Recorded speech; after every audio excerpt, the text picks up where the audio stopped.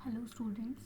तो आज के इस लेक्चर में हम क्या करेंगे, nature and significance of management chapter 1 है जो बिजनेस स्टडीज़ का, उसकी केस स्टडीज़, ठीक है, उसकी हम केस स्टडीज़ देखेंगे।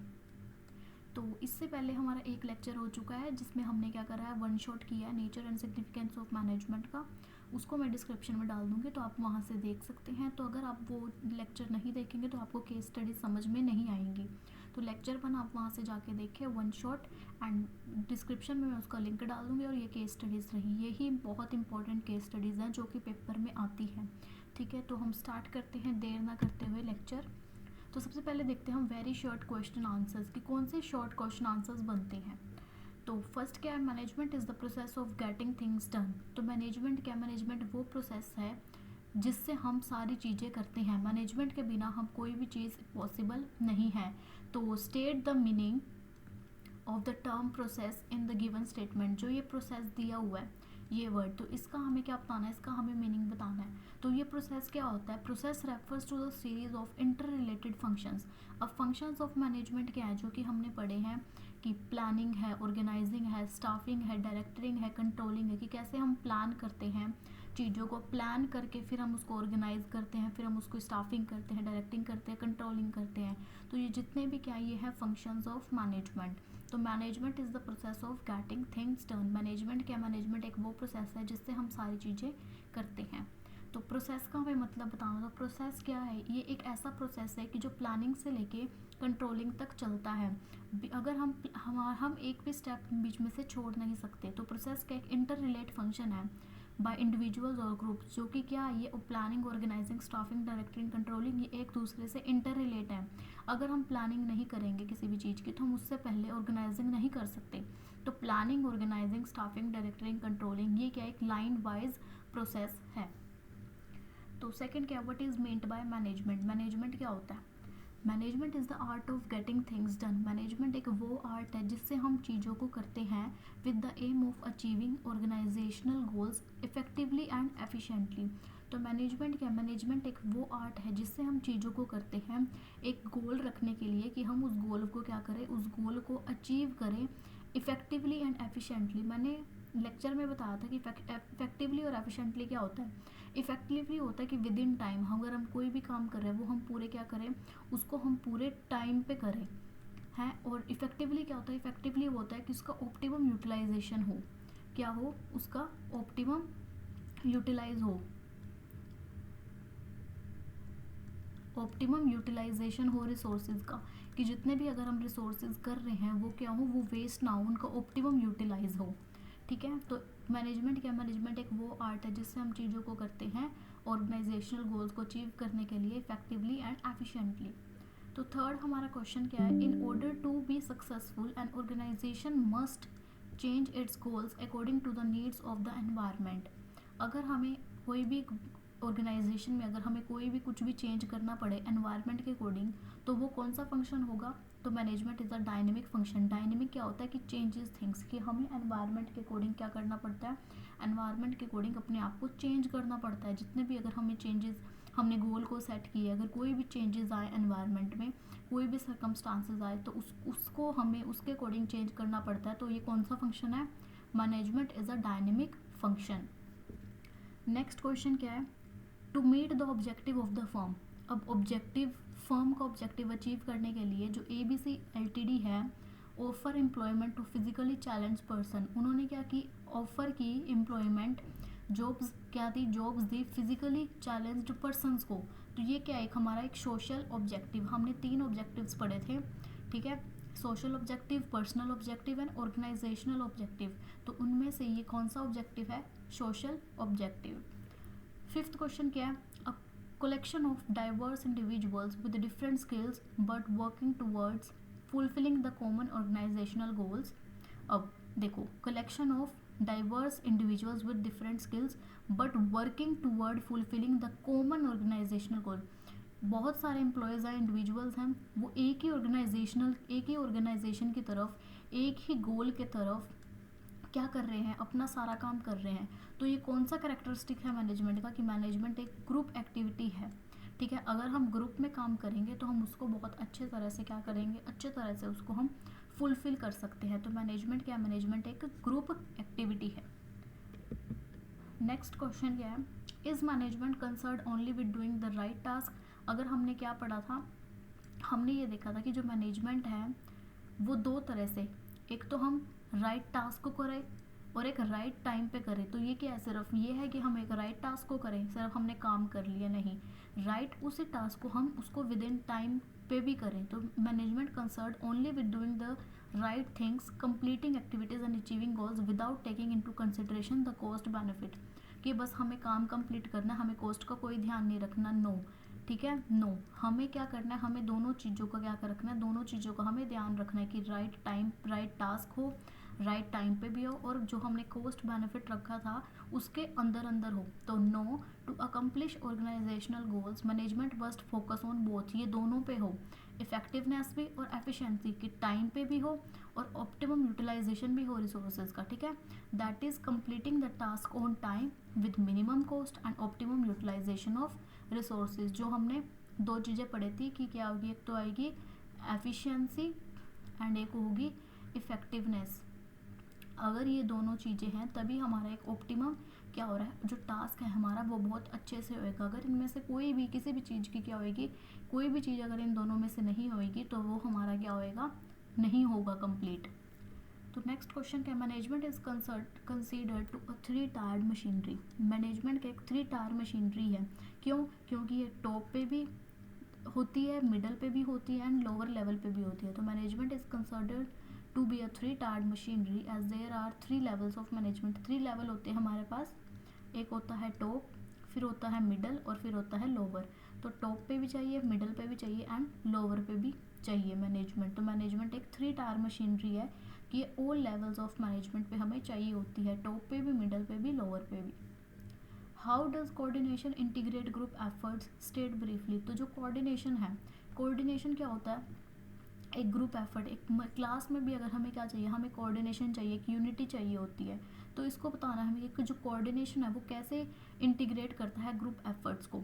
तो coordination unites the interest of and efforts of different individuals toward the attainment of a common objective of the organisation. तो कोऑर्डिनेशन क्या करता है, कोऑर्डिनेशन यूनाइट करता है जितने भी पीपल हैं, जितने भी इंडिविजुअल हैं जो काम कर रहे हैं एक गोल के थ्रू, एक उसको अचीव करने के लिए, तो उनका इंटरेस्ट है, जो उतना उनका एफर्ट्स है वो एक ही कॉमन ऑब्जेक्टिव की तरफ हो, ताकि ऑर्गेनाइजेशनल का जो भी हमने टारगेट रखा है वो बहुत अच्छे से क्या हो, कंप्लीट हो। तो कोऑर्डिनेशन क्या करता है, ग्रुप एक्टिविटीज़ को, ग्रुप एफर्ट्स को इंटीग्रेट करता है। नेक्स्ट पॉइंट क्या है, next question, state any 2 points which prove the management is multi dimensional.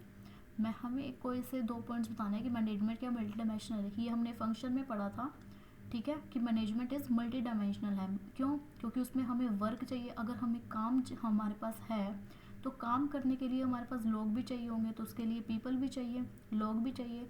तो management is multi dimensional because it manages work and people.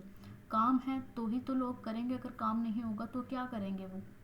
तो it manages work and people and it manages the operations of the management of the organisation, कि जितने भी operations होंगे, ठीक है, कि अगर डिफरेंट डिपार्टमेंट्स है, फाइनेंस डिपार्टमेंट है, सेल्स डिपार्टमेंट है, प्रोडक्शन डिपार्टमेंट है, तो अलग अलग ऑपरेशंस, अलग अलग डिपार्टमेंट का अलग अलग ऑपरेशंस होंगे और उनमें एक जो काम है, काम करने के लिए लोग भी चाहिए।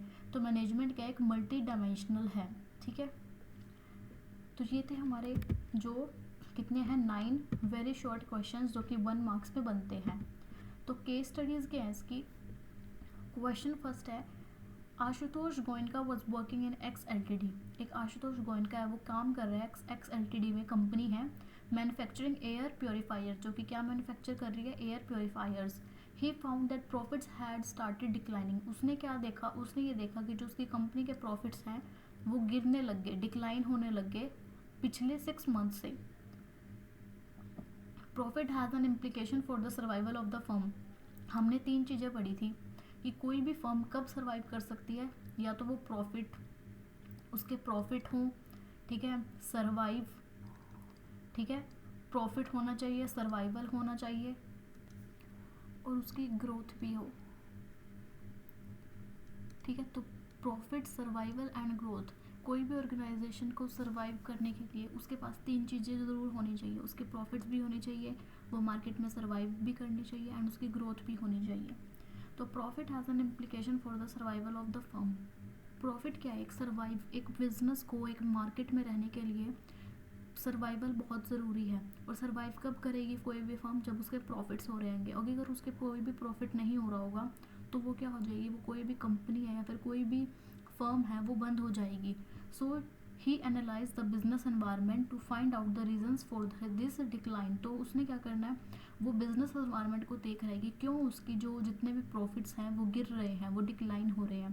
तो identify the level of management at which Ashutosh Goenka was working. तो हमें लेवल ऑफ मैनेजमेंट बताना है कि क्या वो टॉप पे कर रहा है, मिडल पे कर रहा है या फिर वो लोअर लेवल पे कर रहा है। तो हमें तीनों में से लेवल बताना है उसका, और state the 3 other functions B performed bye Ashutosh Goenka, और कौन से फंक्शंस वो परफॉर्म कर रहा है। ठीक है, तो Ashutosh Goenka was working at the top level of management. वो टॉप लेवल पे क्या कर रहा है, काम कर रहा है, क्योंकि Ashutosh Goenka was working in x LTD, a company manufacture air purifiers. उसने देखा he found that the profits has started decline from the last 6 month. तो वो एक टॉप लेवल पे कर रहा है, क्योंकि उसका काम क्या है, उसका काम एनालाइज करना है कि वो देख रहा है कि जो उसकी कंपनी है वो डिक्लाइन कर रही है। ठीक है, तो वो क्या कर रहा है, वो किस लेवल पे काम कर रहा है, टॉप लेवल पे। और जो 3 फंक्शंस हैं वो परफॉर्म कर रहा है उस लेवल पे, तो वो क्या आएंगे, he is responsible for formulating the overall organisational goals and strategies. तो टॉप लेवल मैनेजमेंट का क्या काम होता है, टॉप लेवल मैनेजमेंट का काम होता है कि वो जितने भी ऑर्गेनाइजेशनल गोल हैं, तो कोई भी टारगेट है तो टॉप लेवल ही देगी ना अपने मिडिल लेवल को या लोअर लेवल को, कि आपका ये काम है और आपको इस स्ट्रैटेजीज़ को फॉलो करना है। तो वो किस लिए रिस्पॉन्सिबल है, फॉर्मुलेट करना, कि जितने भी ऑर्गेनाइजेशनल गोल्स हैं उसके स्ट्रैटेजीज़ हैं उसको फॉर्मुलेट करने का काम किया है उसका है। ही is responsible for all the business activities and its impact on society. वो रिस्पॉन्सिबल है किसके लिए, इसके लिए, क्योंकि यहाँ पे बिजनेस एनवायरनमेंट का, so he analyse the business environment to find out the reasons for its decline. तो उसका बिजनेस एनवायरनमेंट का भी काम आया है, क्योंकि तो वो रिस्पॉन्सिबल किस लिए है, बिजनेस एक्टिविटीज़ के लिए, और उसका इम्पैक्ट क्या है सोसाइटी पे, कि किस तरह से उसकी जो क्या है सेल्स डिक्लाइन हो रही हैं। ठीक है, he has to coordinate the activities of different departments in pursuit of common goal. और उसने क्या करना है, कोऑर्डिनेट करना सारी एक्टिविटीज़ को डिफरेंट डिपार्टमेंट की, ताकि वो क्या कर सके, कॉमन गोल को अचीव कर सके। तो ये थी हमारी केस स्टडी, जिसके अकॉर्डिंगली हमने क्या बताना है, हमें ये बताना था। तो इस तरह से क्वेश्चन आते हैं केस स्टडीज़ के फॉर्म में। ठीक है, नेक्स्ट क्वेश्चन देखते हैं हम, जैसे कि ये है क्वेश्चन क्या है, Rishitosh Mukherjee has recently joined AMB LTD। Rishitosh Mukherjee ने क्या करी, AMB LTD को ज्वाइन किया, एक कंपनी को जो कि रेफ्रिजरेटर मैन्युफैक्चर करती है। He found that his department was under staffed. उसने क्या देखा, उसने देखा कि जो उसका डिपार्टमेंट है वो अंडर स्टाफ्ड है, और other departments were not cooperating with the department for smooth functioning of the organisation. तो कोई भी कोऑपरेट भी नहीं कर रहा, तो क्या ज़रूरी है, कोऑपरेशन भी ज़रूरी है, और अंडर स्टाफ लोग भी नहीं है डिपार्टमेंट में काम करने के लिए। ठीक है, तो therefore he ensured that his department has the required number of employees and it's cooperation with other departments is improved. तो identify the level at which Rishitosh Mukherjee was working। ठीक है, तो उसने क्या करी, उसने रिसेंटली ज्वाइन की AMB LTD को, और उसने देखा कि अंडर स्टाफ्ड है। अब ये तो काम किसका होगा, मैनेजर्स का होता है। अब ये टॉप लेवल तो नहीं देखेगा कि उसकी कंपनी में कौन कितनी बंदों की ज़रूरत है, कितने नहीं है। ठीक है, तो ये कौन क्या करता है, मिडल लेवल का काम होता है देखना। ठीक है, तो Rishitosh Mukherjee is working at middle level of management, कि मिडल लेवल पे मैनेजमेंट। अब कोई भी अगर स्कूल भी है तो उसमें अब डायरेक्टर है जो, वो तो नहीं देखेगा ना कि कौन काम कर रहा है, कितने बंदे ज़रूरत हैं, कितनी टीचर्स की नीड है, कितने नहीं है। तो क्या होता है, वो जो मिडल लेवल पे काम कर रहे होते हैं, ठीक है, जो सब कुछ देखते हैं, तो उनका काम होता है कि देखना कि कितनी वैकेंसी, कितनी रिक्रूटमेंट उनको बुलानी है या नहीं बुलानी। ठीक है, तो ऋषितोष मुखर्जी किस पे काम कर रहा है, मिडल लेवल पे काम कर रहा है, क्योंकि अगर वो टॉप लेवल पे काम करता तो वो स्टार्टिंग से उसके हैंडल में होती। तो इसलिए क्या करेगा, वो ऋषितोष मुखर्जी है वो एक मिडल लेवल पे क्या कर रहा है, मिडल लेवल पे काम कर रहा है। Also state 3 more functions required to be performed by Rishitosh Mukherjee. और कितने फंक्शंस हैं जो कि ऋषितोष मुखर्जी को करने चाहिए उस लेवल पे। तो the 3 more functions that he has to perform at this level are stated below. He has to assign duties and responsibilities to the people in the department. अगर हमने देखा यहाँ पे हमने देखा जैसे कि वो क्या कर रहा है, नॉट कोऑपरेटिंग, लोग कोऑपरेशन में भी काम नहीं कर रहे, स्मूथ फंक्शनिंग भी नहीं हो रही, तो उसको इसी अकॉर्डिंग क्या करना पड़ेगा, उसको रिस्पॉन्सिबिलिटीज़ लेनी पड़ेगी। तो उसको क्या करना है, असाइन करनी है ड्यूटीज़ और responsibilities to the people in the management, ताकि क्या कर रखे, जितनी भी ड्यूटीज़ को और रिस्पॉन्सिबिलिटीज़ को वो पीपल को दे, वो क्या हो, अच्छे से हो। He has to motivate the people in the department, उसको मोटिवेट करना है लोगों को, ताकि क्या कर सके, जो भी ऑब्जेक्टिव रखा है उसको वो अच्छे तरह से अचीव कर सके। He has to interpret the policies framed by top management, और उसको क्या करनी है, जितनी भी पॉलिसीज टॉप मैनेजमेंट ने रखी है उसको भी क्या करे, उसको भी वो क्या करे, कंप्लीट करे, उसको भी देखे कि जो हमारा टारगेट रखा है वो कैसे अचीव होगा, कैसे नहीं होगा, और उसके अकॉर्डिंगली क्या करे, पॉलिसीज़ को क्या करे, पॉलिसीज़ को फ्रेम करे। ठीक है, तो ये था हमारा क्वेश्चन नंबर 2। अब नेक्स्ट है state any 4 functions of operational management. ठीक है, तो 4 फंक्शंस ऑफ ऑपरेशनल मैनेजमेंट, ये डायरेक्टली किस, Siddharth father is working as a section in recharge government officer, he is working at the lower level of management, he has to perform the following functions. हमें कोई भी 4 functions बतानी है operational management की। ठीक है, ऑपरेशन मैनेजमेंट के, तो यहाँ पे अपने आप खुद एग्जाम्पल लिया है, 1 मिनट इसको स्टार मार्क कर लो, शायद ये इनकम्प्लीट क्वेश्चन है। ठीक है, इसमें इसकी केस स्टडी नहीं दी हुई, तो ऑपरेशनल फंक्शंस के सिर्फ, इसको आप रहने दो, ऑपरेशनल फंक्शंस के सिर्फ ये देख लो कि क्या फंक्शंस होंगे उसके। तो he has to directly oversee the efforts of the workforce. तो ऑपरेशनल मैनेजमेंट, किसी भी चीज़ का ऑपरेशनल मैनेजमेंट, तो मैंने क्या बताए थे, फंक्शंस बताए थे, ऑपरेशनल फंक्शन, ठीक है, ऑर्गेनाइजेशनल फंक्शन थे, सोशल थे एंड पर्सनल थे, पर्सनल ऑब्जेक्टिव्स। तो उसके अकॉर्डिंगली क्या होगा कि एफर्ट्स क्या है वर्कफोर्स के, कि डायरेक्टली क्या करना है, उसको देखना है कि वर्कफोर्स के एफर्ट्स को serve as a link between workers और मिडल मैन। ठीक है, वर्कर्स और मिडल मैन के बीच में एक link. He has to ensure sufficient availability of resources and good quality of output. He has to provide guidance and training to workers. ये आपको नहीं समझ आएगा क्योंकि ये क्वेश्चन इनकम्प्लीट है, तो क्वेश्चन इनकम्प्लीट है तो उसके अकॉर्डिंगली आपको नहीं समझ आएगा कि इसमें हमें क्या बताना है, किसके अकॉर्डिंग जो सिद्धार्थ का फादर है वो काम कर रहा है। ठीक है, तो इसको हम नेक्स्ट लेक्चर में इसको हम इस क्वेश्चन को देख लेंगे। तो मूव करते हैं हम नेक्स्ट क्वेश्चन पे। Your father has retired as the director of a manufacturing company. आपके जो फादर हैं वो रिटायर हो गए हैं। ठीक है, उन्होंने अपनी जॉब कंप्लीट करके तो वो रिटायर हो गए as a director of a manufacturing company. At what level of management was he working and what functions do you think he was performing at that level, state any 2। तो since वो क्या हो गया, since he has retired from the post of director of manufacturing company. तो director कौन होते हैं, अगर स्कूल में भी डायरेक्टर है तो वो क्या होते हैं, टॉप लेवल पे काम कर रहे हैं, तो डायरेक्टर क्या होंगे, he was working at top level of management, तो वो एक टॉप लेवल मैनेजमेंट पे काम कर रहे हैं। The main functions that he was performing at this level are outline below. He was responsible for the success and failure of the organisation.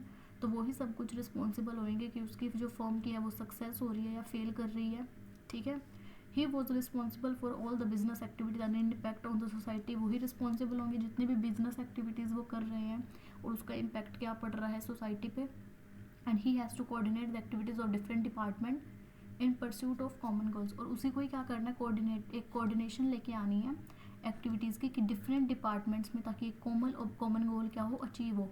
वो क्या करेंगे, जो टॉप लेवल होता है वो कॉमन गोल बता देता है कि हमारा गोल ये है, ठीक है, हमारा ये टारगेट है, इसको हमें अचीव करना है। तो जितने भी डिपार्टमेंट्स हैं तो वो क्या करते हैं, वो इसी ऑब्जेक्टिव को कंप्लीट करने में सारा के सारे अपने एफर्ट्स लगाते हैं। कोऑर्डिनेशन होती है।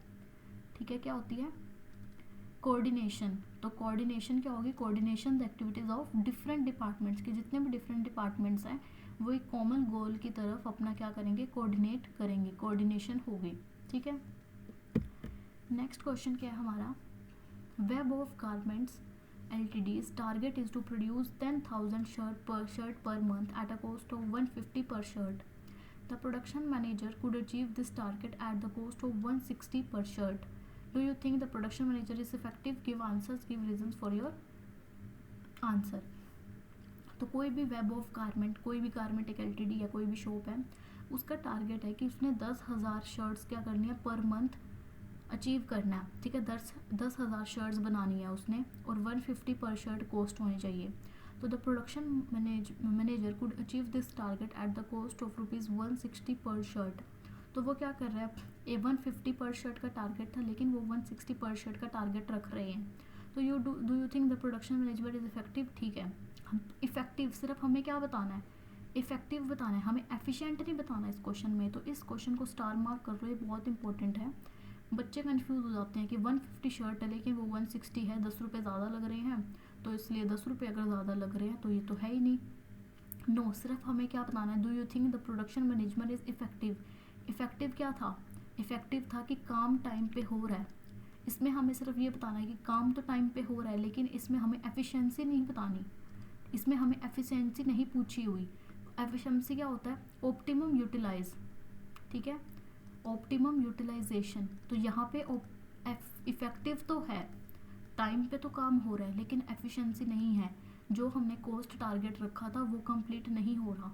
तो क्या होगा, सिर्फ हमें ये बताना है कि 10,000 शर्ट जो हमारा टारगेट था, ठीक है, हमें एक मंथ में 10,000 शर्ट का टारगेट हम अचीव कर रहे हैं, लेकिन 150 पर शर्ट नहीं, 160 पर शर्ट। सिर्फ हमें इफेक्टिव बताना है, टाइम का बताना है हमें। तो हाँ ठीक है, यस।